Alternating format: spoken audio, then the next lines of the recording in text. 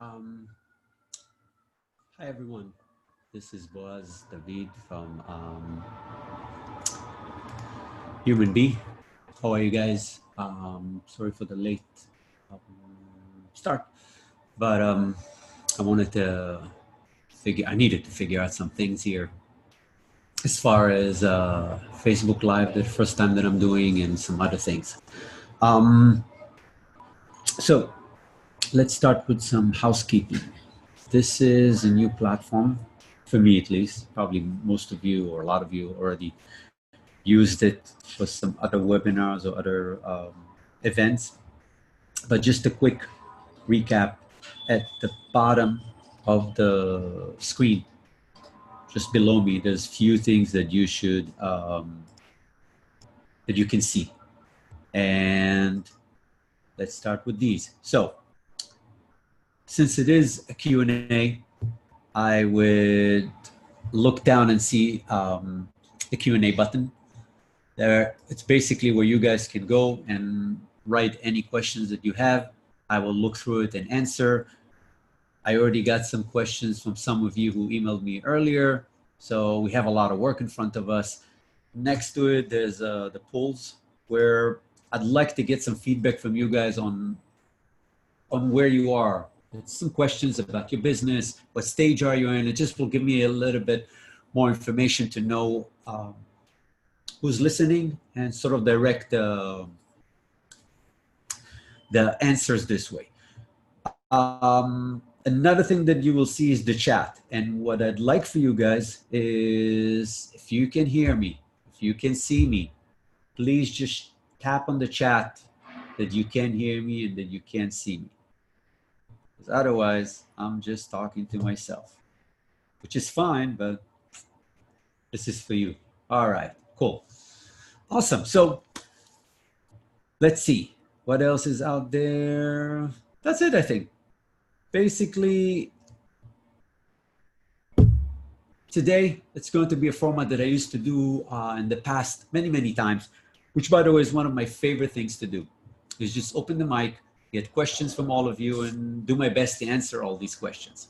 So the format will be me answering. I'll start with questions that some of you sent ahead of time.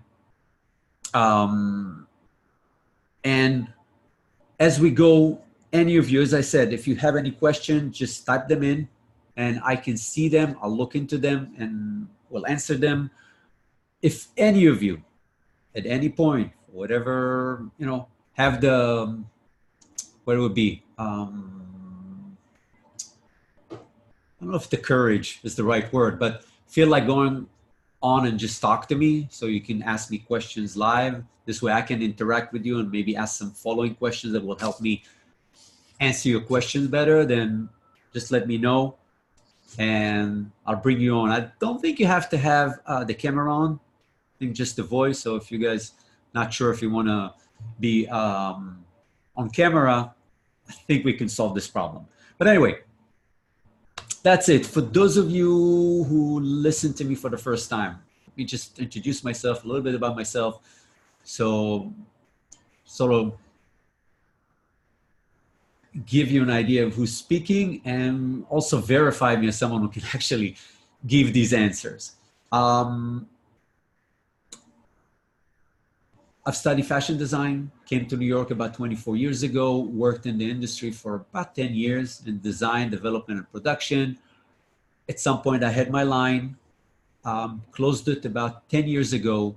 And since then, I started Human Bee. And basically what we do is we offer product services for designers. So we take sketch and take care of it all the way to finished product. So any of you who's interested in that, some of you who are in, I think, yeah, I know we work together. Some of you ask questions and wanted to know what we're doing. So basically we take sketch and we help you, we develop the product for you. We source material if that's what you need, and we produce the products for you. We work with factories domestically, offshore. We work with different categories: women's, men's, kids, activewear, swim, a lot of different categories. So that's a little bit about me and the company. I've been doing webinars for probably since I started for about 10 years. I know that some of you has listened to me all these years. Last time I had a webinar, it crashed in the middle. So I apologize for those of you who've been there, which by the way, we rescheduled that webinar for next Thursday. You'll get an email with the information. That's why I changed format to Zoom. Hopefully it works better and it's not gonna crash on me again. That was not fun. That's about it. I think it's time for us to start. So as I said, I'll go through the questions that were emailed me ahead of time. So I'll start with Anika Becker. Hopefully I pronounced names today well, because it's one of the things I always struggle with. So Anika has a couple of questions. Let's start. I've spent the past year selling my dresses at a series of juried craft shows.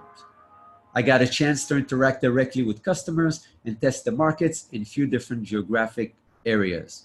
I want to move on to the next step.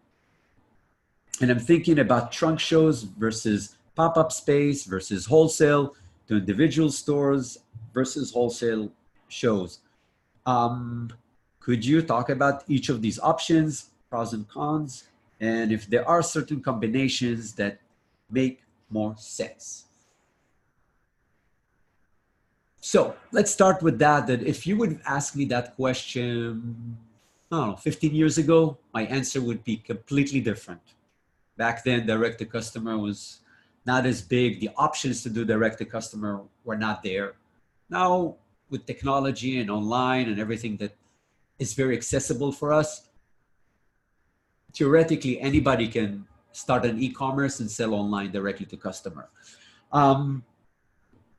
So that's really a big difference. And I think that that's actually something that impacting the industry as a whole. A lot of brands who were really, their business model was mostly with wholesale, need to adjust, need to figure out a way to move into D2C. And it's creating a space in the industry where there isn't any more one business model for selling and distributing your product, which I think is great because it's a time of opportunities. There's no certain way to do things. So anybody can come in and sort of creates their own way of how they want to sell. So it gives a lot of opportunities for small brands. That's how I feel, especially since bigger brands having harder time because their setup is in place already to really adjust to the new reality. So to answer your question, the biggest differences between direct-to-customer and wholesale are, one of them is price point. And when I talk about price point, I really mean more the profit margins. When you sell direct-to-customer, you have your cost, whatever markup you want to add to it. Normally you can do 3 or 4 times of the cost if it allows you. That's what you're selling. You have a nice margin there. When you do wholesale, you need to account the store margins, which means that if I, let's say my product costs me $10 and I want to sell it I have an idea of desired retail price to be $50. That means I need to sell it for $20 to the store to allow them $20 to $25 to allow them the margins that they need to make, the profit that they need in order to end up in the retail price that you want your product to be sold for. So that's one big difference. So when you do the wholesale, theoretically you have less margin per item. However, wholesale gives you a different advantage. It gives you more exposure. It puts you in a situation where you can develop product, make samples, go to market, and then get orders and only then go into production. So in a way, you produce to order. You know that you got these these amount of orders. You can add some if you want, as for reorders, for selling directly. But for the most part, you go into production with some idea of what you sold already. So there might be styles that you sampled that you didn't get orders on. You won't even go into production with them. There might be some that you got a lot of orders on them. So okay, this is the style that I'm going to go into production. I know that I can commit to a certain production. So that helps very much with cash flow, helps with inventory. So that's another big difference between the two, because when you go direct to customer, and let's say you start an e-commerce and you want to go direct to customer, especially in the beginning, until you have enough data to know what are the styles that are sold, what is your customer likes about your styles, sizes that's selling, fabrics, colors, all of these things, quantities as well, you're basically shooting in the dark. So you might go into production for all the styles that you developed, and you're going to have to estimate what sort of quantities you should make because you don't have enough data to know how much your customers are going to buy from you. So it puts you in a situation when you need to produce before selling. Therefore, you're spending money, you're investing money on inventory before you get money for it. And there's obviously a risk for it. It's a risk that can be managed. It's a risk that can be minimized down the road once you have more data and you know what your customer is responding to and sales that you're getting through your website.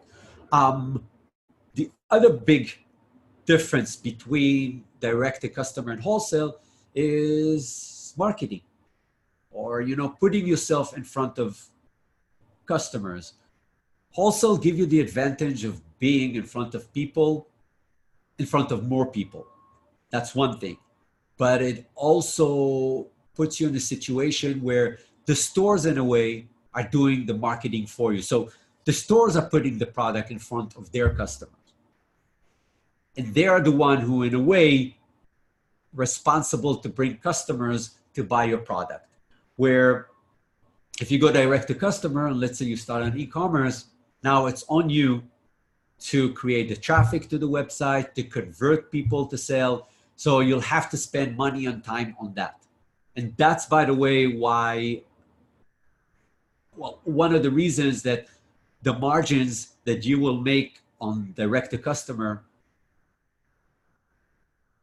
part of it is going to be redirected into marketing, which, by the way, that's also one of the reasons that stores are going to want to make their markup when you sell them the product, because they have to account for marketing and sales and rent and all these things that they have to pay for. So these are really the biggest differences, I would say, between direct to customer and wholesale. Now, as far as which avenues to sell in wholesale, which avenues I should sell on direct to customer, whether it's online, whether it's fairs or anything like that, it's really could be a combination of everything. It doesn't have to be one way or another. And the truth is, the only way that you will know what works for you is to test. You test things, you see this way works, this way doesn't work. You do a fair, you do an event, see if it works or not. Even with wholesale, you asked about what would be sort of like the best combination. And I think the best combination is actually a combination of retail and wholesale, because wholesale, again, even if, and I'll say that, even if at this point, wholesale is not going to be as profitable, because at the beginning, you might have small quantities that you produce. Your cost of production might be higher than what you want it to be, and that's normal.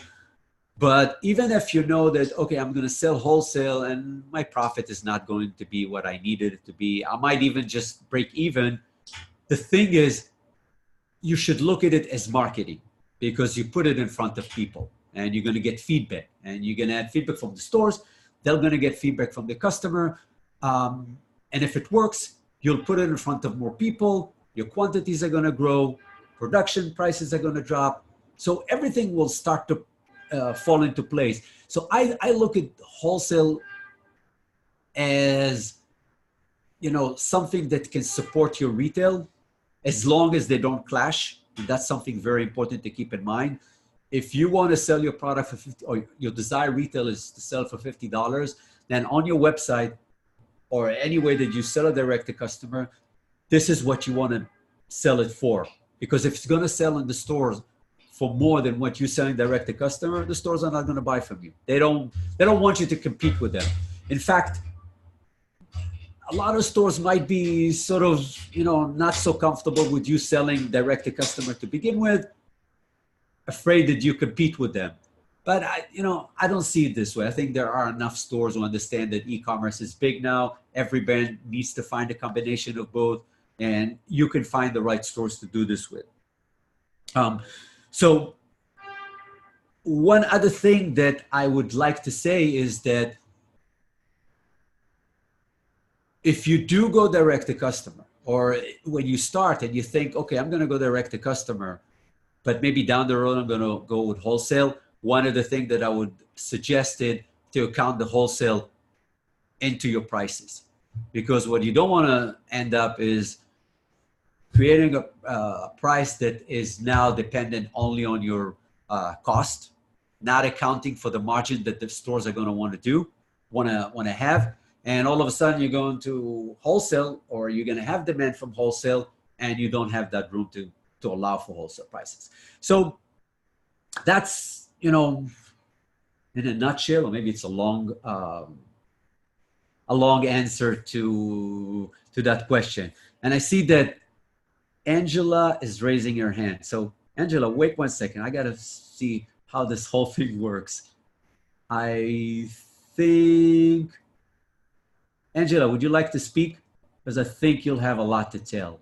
So just so you guys know, Angela is one of my oldest bosses. I worked for her, was it 18, 17, 20 years ago? And she has a lot of experience in both ends, being in the store, being a sales showroom, having her own brand. So I actually would like for you guys to hear her opinion. Let's see, how do I do that? Angela, I'm going to try to get you to speak. Let's see if it works.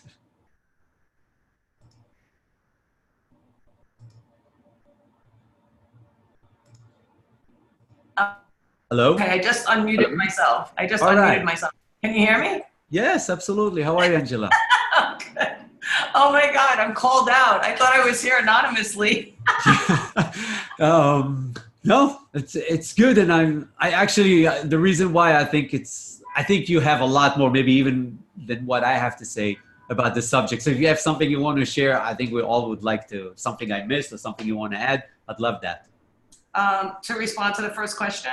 Yeah, about wholesale and retail and things like that. Yeah, no, I think you answered it great. I think one of the things I just wanted to add, when you're doing wholesale, you are getting the volume. That's one of the main differences. True. Whereas like when you're doing, like if you have a website or Shopify, whatever, you're selling like one at a time.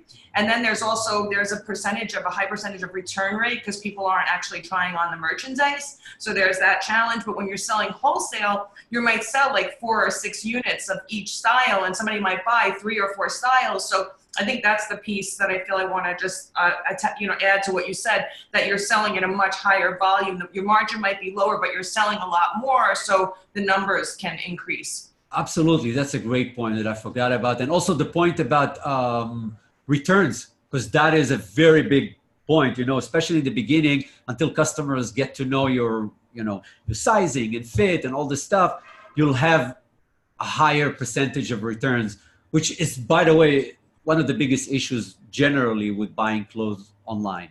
So yeah, these are really good points. Thank you. You're welcome. All right. So I'll talk to you later. Thanks. Okay. Bye. Let me see how this works. Hold on 1 second. Okay. Not sure I know how to operate that, but all right. So yeah, I think what Angela answered are really, really good points for you guys to keep in mind as well. let's see. What else? A bit struggling here to have this. I'm sorry, guys. I wrote in the email that you guys are going to have to be patient with me because this is not as, I'm not sure how to do this. Anyway, you know, Angela, you're on, but you muted. So it's all good. Next question is by Lexa Lee Armstrong. I'd love for you to share your thoughts on startups using new sustainable textiles that have recently been developed. For a sustainability-minded brand, is it risky to try new textiles such as Econil or Everno? Good question. And I think it's a question in the right time. Those of you are following my weekly 5, I think that you probably noticed that a lot of what a lot of the subject that I end up, sharing as a content really revolves around sustainability and eco-friendly and things that are becoming something that the industry is paying more and more attention to. And, these example of Econil, which is regenerated nylon, if I'm not mistaken. It's not really recycled nylon.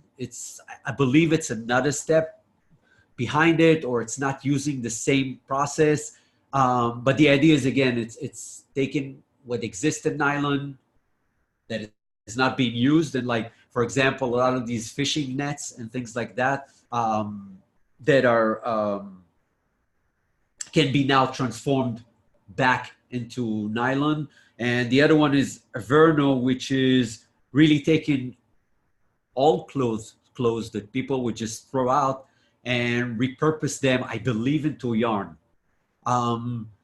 So to answer your question, I think this is where the industry is going. I think every brand is starting to pay attention to it. The bigger brands are sort of forced to do that at this point. So in my opinion, if you're a new brand and you want to really sort of be in a position when you start with something that is going to be the future, then I would highly recommend for you to start thinking about sustainability.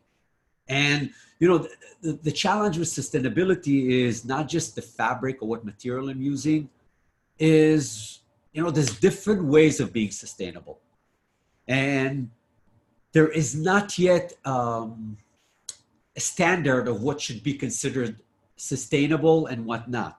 There isn't like a certification that can say, hey, you know what, if you follow this, you're going to get the stamp of being a sustainable brand. And that creates a little bit of an open space that I believe some of the bigger brands are really using it, where they put out there some small initiative that are doing in that field to create the buzz around it, where in the back end, there's still a lot of unsustainable processes that they're doing. But I think, to answer your question again, if this is something that you're interested with to begin with, then I would highly recommend for you to try these things. And, you won't know until you test them.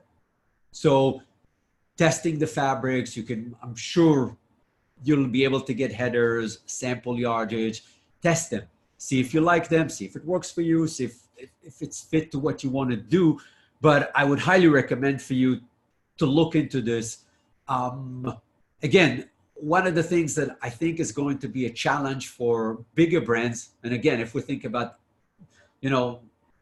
really big fast fashion brands, for example, H&M, Zara, they all have plans to turn their processes to be more sustainable. But if you noticed, the plans are really not going to come into place for about 5, 6, 7 years, because for them to take their supply chain, they take the process, take their business and, switch it into a different way is not as easy as it could be for you as a brand who start from scratch and can have that as part of your DNA from the beginning. So I would absolutely think you should do, you can minimize the risk by testing things first. And you would do that, in my opinion, with any fabric. So it's not necessarily more risky to do it with sustainable fabric. So I hope that answers. Um, Angela, I don't know if you saw, but people really like your answer. So thank you for joining and adding this question or answer. Um, let's go to the next question. Actually, this is from Kate Holly. Again, I hope I'm pronouncing your name right. And she have a bunch of questions, which some of them I found to be really interesting and sort of not necessarily just about the garments, but the process and things around it. So I'll try to tackle all of them. Hopefully I'll be able to. The first one, which I like very much, is, do you know of any decent apps or companies that have developed 3D or customer avatars that a small company or designer can use with their clothing? Or are there any companies to watch for that, will provide this in the future? So first of all, technology as a whole is something that's sort of the same way as sustainability are, one of these things that the industry is going to adapt more and more. And, I don't know when it will be, but I predict that at some point, whether it's 3, 5 more years, every brand is going to have technology that runs a lot of the processes and steps in their business. A lot of the brands, if not a lot, all of them are going to have some sort of sustainability parts to their brand. So technology and sustainability is definitely where the future is. As far as the specific question for 3D, so in fact, there are companies that are able to do 3D, okay? And I think what you're asking is, are there companies that can do it, in a more affordable way? So I want to actually expand on that. So currently, there are companies that are doing, that give you the system to do digital pattern making. So instead of doing your patterns on paper, you do it digitally on your computer. And these companies have introduced a way that you can take this pattern and turn it into a 3D. And you really can use your own avatar.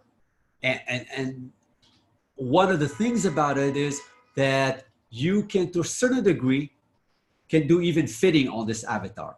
So instead of going through the process of making a paper pattern and then make a sample, fit sample, and put it on a model and make corrections, a lot of this can be done digitally on the computer. However, it's not a cheap solution. I believe the digital pattern making system on its own is about $10,000, give or take. It depends what company. And the 3D component is, again, about $20,000 to $30,000. And also the time to be trained to know how to do that. But in fact, we are working with a company that we're testing them right now. And I'm hoping to introduce this in the beginning of the year, where we're able to take sketch really, but hand sketch or a digital CAD and turn it into a 3D. You can scan the fabric for us. You can give us an idea of what trim you want. You can take pictures from things online and say, hey, this is my general sketch. I want a zipper this way here. I want buttons of this way here. Here's a scan of the texture fabric that I want. This is the colors that I want to have. And we can turn it into a 3D. Now, it's not something that you can use to do fitting and things like that. It really serves more of a purpose of visuals. So instead of seeing a sketch, a hand sketch, or even a CAD, a digitized CAD, you'll be able to see a 3D. So So that can work, for example, if you're showing your line to buyers, or if you want to sort of look at your line as a line, but not just 2D. When you look at the, flat sketches with colors, you can see all around. You can think about details differently. And that solution is by far cheaper. I mean, by far. First of all, there's no commitment on your end to any, you don't have to buy any program. You don't have to do it. You don't have to train. It's something that we will do. The company that we work with does all the, the 3D modeling of it. And the turnaround time is quick as well. It depends how big the project is, but it can be anywhere from, a maximum of a week, I would say. And a lot of it depends also on the feedback that we get from the customer. So I'm hoping that by the beginning of the year, this is a service that we'll be able to offer. The cost will be a few $100s per style. Not sure yet of the exact price, but give you something to think of. I will definitely, once it's out there, I'll let you all know. And, hopefully that could be a solution for some or all of you. Your next question is, are you familiar with iSize North America or Human Solutions? I will admit I was not familiar with these companies, and I had to look them up before our call. I hope that I found the right companies. So for iSize, what I found is that it's actually car seat regulations. I hope it's right. Let me know if it is right or not. Human Solutions, what I was able to find is that a company that basically using technology and science to solve, I guess, real world problems. So, like I said, I'm not really familiar with them. I looked them up, but I will say is that yesterday I was in FIT and I met with the executive director of a lab in FIT. And it's a lab that's called DTech. And basically what they do is, it's not really part of a program in FIT. It's more of it belongs to FIT, but they work in a project with students from different programs in the school who wants to work on this. But their mission is to use technology and design to solve real world problems. And I got to tell you, I was amazed. He showed me just about 10 or 15 different projects that they worked on in the last 4 years. They've been around only for 4 years. Unbelievable. Really unbelievable. So creative. Like the technology that they use, the things that how they put it together. It's unbelievable. So, if you guys have ideas of how to combine technology to solve problems, let me know. I might be able to help you. The next question is, do you see the time that it takes from design to production taking less time due to advances and use of technologies? If yes, how will this change the traditional fashion calendar? So again, going back to what I said earlier, the fashion industry have changed dramatically in the last 5 years. The model that used to be for about a million years is broken. And one of the things that brands are trying to do is get to market quicker. And, it's something that fast fashion brands solved. They're able, like Zara, I believe, can turn sketch to finished product in the store in about 5 to 8 weeks, which is unbelievable. And it sort of drove the whole industry and brands to try to think of like, how can we do this? Because, especially for brands, if you produce here in New York, let's say, you have a lot more control over the time. You can do things in a few weeks. If you produce overseas, it's a whole different ballgame. If you produce in India, China, places like that, which we produce there, only production itself, it's about 75 to 90 days. And then if you want to ship it by boat, it's another 40 plus days. So the time is very long. and it's very hard to address really trends in the market, be agile with your product and things like that. So one of the things that I talked about earlier, the 3D solution that digital pattern making companies offer is one of these. Because if I can now do my first pattern on the computer and I can turn it into 3D and do at least the first fitting, or sometimes depend on the items and the brand, sometimes maybe even do the full fitting on my computer, then something that have taken me maybe a week or two to get done physically, I can now do it in a few hours. So that definitely would be one of the things that will change things around. And I think that on the manufacturing end, it's becoming something that factories are trying to address. For example, we work with a factory in the DR that part of the business model is to create a situation, it's really with bigger volumes, but to create a situation where they can set up a line of production that produces your product on, let's say, a biweekly, on a biweekly calendar or once a month. So instead of you, for example, if a brand, instead of they're going to, let's say, China and ordering 20,000 units at a time, and that takes them about 6 months to get in their warehouse, and not to mention that they have to invest and put the money up front, and it's going to take them time to sell it, which creates really a bottleneck on their cash flow. We're able to create a situation where instead of getting one order of 20,000 pieces, they can get, let's say, every 2 weeks, 2,000 units. Okay, so that again, it gives that option to a brand to get to market quicker, and also give them the option to change on the fly.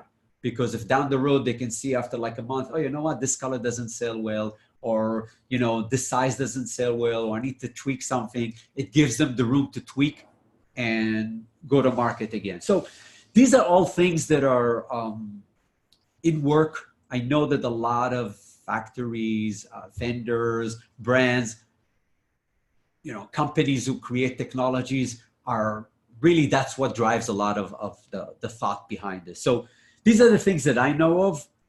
There are things that are working quicker. A lot of them has to do with technology and automating some of the processes.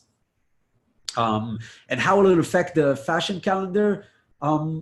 If a brand able to get to market quicker, then that whole time of making samples, going and get orders, and only then produce, that business model can maybe change.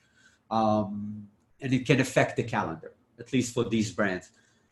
So we'll have to see and wait. I'm almost positive that a lot of these things are going to change, and we're going to see different solutions. And that's what I said. I think it's a great time. There's opportunities here. If one of you now think about a different way of doing this, go for it. You might find something that works really well for your brand, and you might inspire a whole industry to do. So, go for it. It's a good time to start a brand. Next question is, how do you go about choosing a professional fit model? Does your company have access to different professional fit models? So I actually have a blog post on our website. If you look, if you search under development, you'll find something about fit model and how to choose fit model. But yes, we work with fit models. We work with the agency all the time, and we all the time look for fit models for our customers. And the process that we take is we normally tell our customer, tell us a brand that you are going to compete with in the market, that you're going to share the same target customer, that you like their fit, and let's get some of these pieces, and then we'll go out to the fit model agency and we'll tell them, hey, these are the measurements that we're looking for. This is the size of the model I'm looking for. This is the type of garments that we're going to fit on. And can you give us some options? They usually send us cards of few models. Sometimes these models actually fit for that brand that our brand is competing with, which makes things really easy. Or sometimes it just fit in the same category, let's say swim or athleisures or any of these things. And then we'll look at them, the customer obviously look at them, and we decide on few of them that might be an option. We bring them in for a go-see. That's 5 or 10 minutes, it's sort of an audition. And we put on them the clothes that we got from that competitor, because we want to see if that fits them well. If that fits them well, then we know that they're a good fit model for what the customer is looking to do. So that's our process. Hopefully it gives you some more information and, you know, another idea of how to go about that. Your next question is, when it comes to more structured garments, like pants or dress with a zipper, pleats, and pockets, what are your top 2-3 tips for a good fit? I'm not sure if I fully understand that, but I will give you, you know, something that might help you to work with. We always say this to all our customers when we start to work on a product from scratch. Go out and get us references for a fit, because it's going to be a lot easier for us to work from there rather from measurements and specs. Because there are things in the garment that sometimes are, you really have to see the garment and rub it off to get these nuances. So that's one of the things that we always tell our customers. As far as, you know, a good fit in general, you really need to know your customer. You really need to know who is that person that you think is going to be buying your product. And, you know, I talk about it a lot. I think that's a key thing for every brand, because I see a lot of brands that want to be everything for everyone, not really sure who they're going to sell to. And one of the most important things is, especially when you start, to really know who your customer. And when I say know, find out everything you can about them, not just their size or age, but how they're going to use your product, where they're going to wear it, to what events, when, you know, throughout their day, where is it going to fit, what problem it solves them, and also know more about their lifestyle, how much they spend in general, what brands they're buying. Because if you have a picture of that persona, it'll give you a lot more data to know what to design for them, what kind of fit they are. Because, for example, if you know that they're older, you know, in age, then you might think about what trends you're gonna, and what design details you put into, and also what the fit might look like, because, you know, in that age group, there might be things that you have to pay more attention to. So I think generally these are fit tips that I would give anybody regardless of the product. And your last question is, when sizing up garments, do you have a rule of thumb for each of the different categories? Like women age 45 to 55 years old, or 20 to 30 years old, or plus sizes and things like that. So I'll say that used to be that there were standards for grading. It doesn't exist anymore. Well, there are standards, but every brand now follows their own grading rules. And again, it goes back to, they know their customer. They know what the customer is going to respond to, what they like, what it's going to fit them, what generally their size is, their body type. And they create a grading rules that based on that. So if you want to figure out what it would be for you, again, I would say go and find a brand that you like their fit and you think that your customer is buying from them currently, and figure out what their grading rules. Most time you can go online and find out, you know, by their size chart, how they graded. Like if you look at the waistband between all the sizes, you realize they're grading, let's say 1 inch between sizes, or 1.5. Sometimes, you know, many times up to size large, it stays the same, or up to size 12, it stays the same. And then brands decide to, from that size up, to grade more than 1 inch. Again, it's very sort of loose. There isn't really one way to do it. So again, what I would recommend is find a brand that you like, either measure their garments or look at their side charts. They'll give you an idea of what works for you, and that would be my starting point. All right, so let's see. We have a couple more questions here. So an anonymous is asking, how do I find a good pattern maker?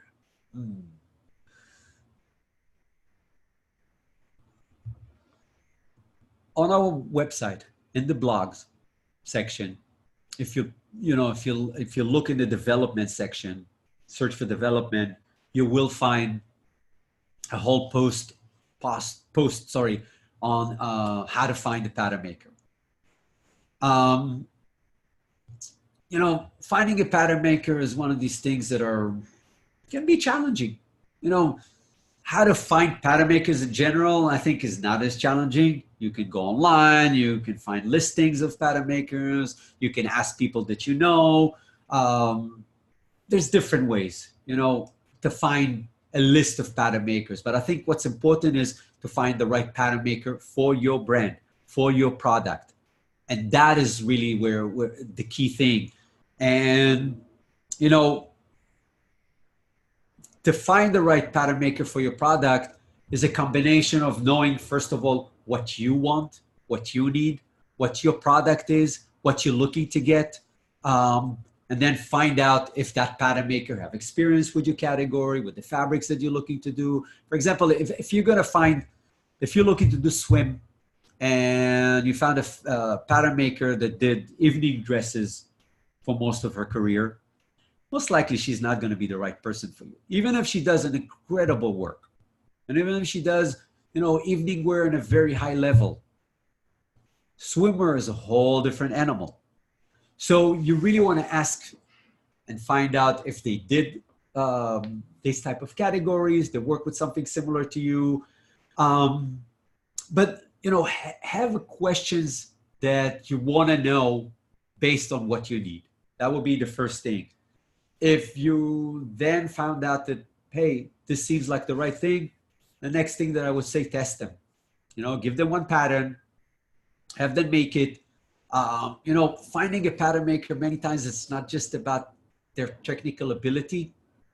A lot of times is your communication with them. If they can understand what you're looking to do, if you can communicate with them well, if they promise you things and really able to keep these promises. If they tell you we'll get a pattern in a week and then you chase them for a month, and even if they're a great pattern maker, that might not be a good fit for you.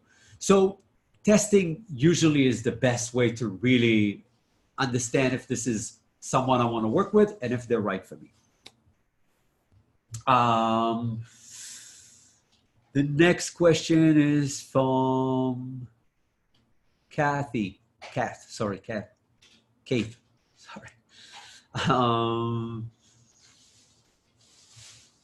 So you're asking, with selling wholesale, is it common to sell at trade shows, or can you do footwork in visiting stores? That's really a really good question. And, my point is, as a new brand, you want to be in front of people as much as possible. And, trade show is, in my opinion, is something that can be more beneficial for you if you already have, let's say, 10 or 15 stores that you sold to. Because, a lot of the new brand go to these trade shows with the hope that buyers are going to stop by their booth and look at their stuff and place orders. So I want to take you through the mind of a buyer. A buyer goes into trade shows. For example, a buyer comes to trade shows in New York. They usually, by the way, have about 3 or 4, if not more. I don't know how many trade shows there are today that they have to go through. And usually they're all at the same time in a matter of like a week. So that buyer now has to go and visit all these trade shows and find product. Now, what this buyer is going to do first is going to go to the brands that are performing in their store, because these are garments and items that they know that are selling and they need to buy more of. That would be the first thing.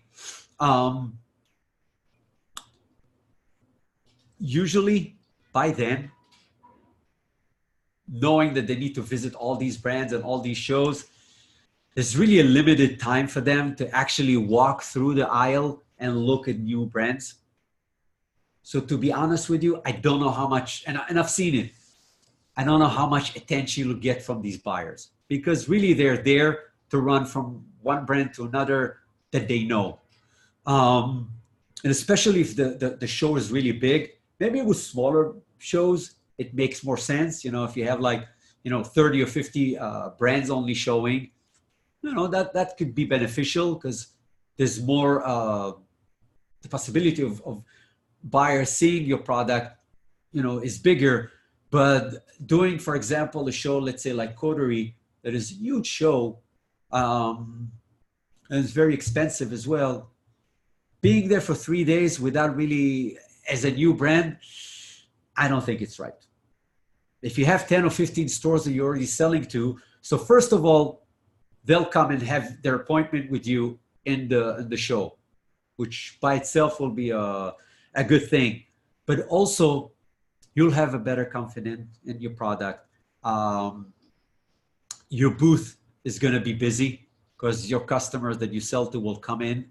And that's the other thing when it's one of these things that all of us as humans, when we see something is get a lot of attention, and we see a line to like a store or something like that, we automatically want to see what's in there. So, if a buyer walks through the aisle, and even if they sort of looking left and right, but the booth are empty, it's not as attractive for them. So I personally think that a new brand doing the legwork and taking that money that you would spend on a trade show and do what we call a road trip and decide, I'm going to go to West Coast for, a week. You'll go and call stores in the West Coast that you want to see, try to schedule meetings with them.